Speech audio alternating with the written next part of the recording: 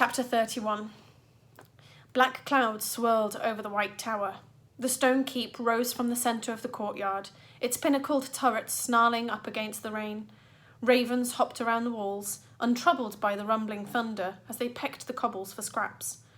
All at once the birds flapped into the air. A door burst open. Marcus Bishop limped down the tower's wooden steps and into the courtyard, barking orders to the men who followed. "Load your weapons, gentlemen, they could already be outside. Mr. Beauchamp, seal the west gate. Mr. Rawlins, guard the river dock. Make sure the boat is secure. Not one prisoner escapes." Wildboy raced behind them. "Clarissa!" he yelled. "Clarissa!"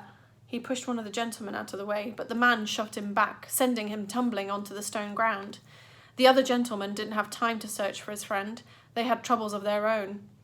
One of the escaped prisoners burst from the side of the tower. Chains rattled around the man's shackled wrists as he fled for the perimeter wall. "Mr. Cullen!" Marcus called.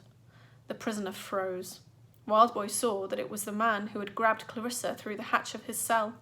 The fugitive held his hands open in surrender, smiling to reveal a set of black and brown teeth. "Can't blame me for trying," he said. Marcus nodded, and then he shot the man in the head. The prisoner crumpled in a crimson mist. "Gentlemen," Marcus said, "here they come." The keep's door flew open. Prisoners charged down from steps and into the rain. The gentlemen ran after them, firing rifles and pistols. Another prisoner collapsed in a spray of blood. Ravens squawked in the air. Another prisoner fell, then another. The others ran like fury around the side of the tower, committed now to their flight, escape or die. "Forget them!" Wildboy screamed. "Look for Clarissa!" But they weren't listening, and they didn't care. He had to find her himself. He tried to ignore the mayhem around him to focus his mind on the killer. He didn't think the hooded man was free yet. He would need another distraction, something even bigger than this to escape the castle walls. In a flash of horror, Wildboy realised that there was only one thing big enough to do that. He turned and charged back towards the White Tower. "He's inside!" he cried. "The killer's still inside!" Only Marcus heard. Reloading his pistol, he limped after Wildboy towards the keep. "That makes no sense," he said. "He knows our machine doesn't work. Why would he have gone back?" Wildboy's reply was drowned out by a loud groan that came from inside the tower, a sound like twisting metal. Around the courtyard, the gentleman turned. Even the fleeing prisoners looked back as the noise grew louder, echoing off the tower's walls. "We're too late," Wildboy said. And then, boom! A sound like cannon fire shook the courtyard. The cobbles rattled. Several of the gentlemen fell to their backsides. Boom! Boom! It was coming from inside the White Tower. A burst of blue fire lit the ancient fortress from inside, so powerful it shattered the narrow windows. Blocks of stone crumbled from the walls and crashed to the ground. Boom! Boom! Boom! Wildboy stumbled and fell as the impact sent a tremor along the ground. He rolled away as another huge stone smashed down yards from his head. "He's using the machine," he said. "Let him," Marcus replied. "It will kill him." "No, he's using it to escape." Now Marcus understood, because now it happened. An explosion of stone and steam and brilliant blue light. The side of the White Tower caved in as giant sections of machinery exploded through, flying in every direction. Pipes slammed into walls, cogs crashed into stables, and a steaming piston collided with the tower's chapel, shattering its stained-glass window. Gentlemen dived aside as one of the machine's massive wheels rolled wildly across the courtyard, spitting and sparking. It careened over and slammed against the perimeter wall in a cloud of dust and steam. Wildboy scrambled up, struggling to see through the haze. "There!" he yelled. The hooded man was escaping over the rubble. The killer moved awkwardly with those heavy, limping strides.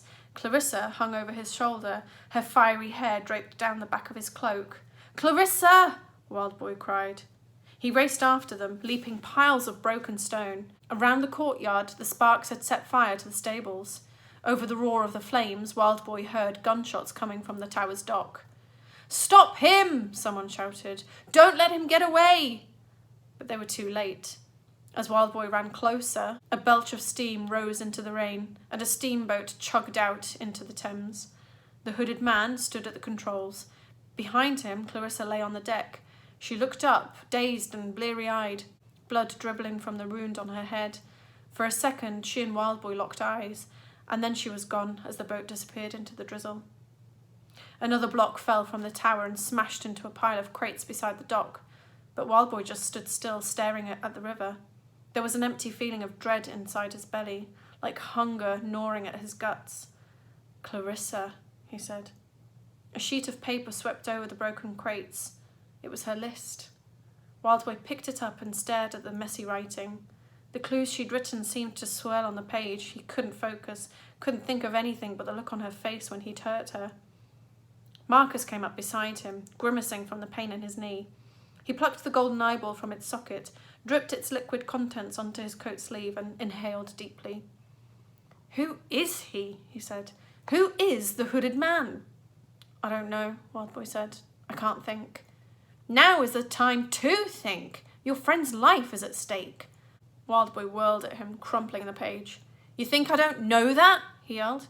"These clues don't make sense. How could the killer have survived that jump? How could he vanish in an alley with only rats and bloomin' boxes?" He turned to kick one of the crates but stopped. He stood still, staring at the broken boxes. "The crates," he whispered. At that moment, a great weight seemed to lift from his shoulders and float away. Suddenly it all made sense, and Wildboy knew everything. He knew the location of the killer's machine, he knew how to save Clarissa, and, at last, he knew the identity of the hooded man. He knew it, but he could barely believe it. He looked at Marcus as storm clouds swirled overhead. "The fair," he said. "You and me gotta go to the fair."